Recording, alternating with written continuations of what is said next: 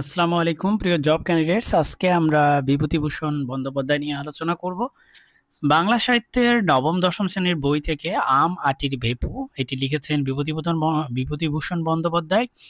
বিভূতিভূষণ বন্দ্যোপাধ্যায় 1894 সালে 24 পরগনার মুরারিপুর গ্রামে জন্মগ্রহণ করেন। স্থানীয় বনগ্রাম স্কুল থেকে 1914 সালে তিনি মেট্রিক পাস করেন। কলকাতার রিপন কলেজ থেকে আইএ এবং বিএ ডিগ্রি লাভ করেন। কর্মজীবনে তিনি হুগলি, কলকাতা, ব্যারাকপুরের বিভিন্ন স্কুলে শিক্ষকতা করেন।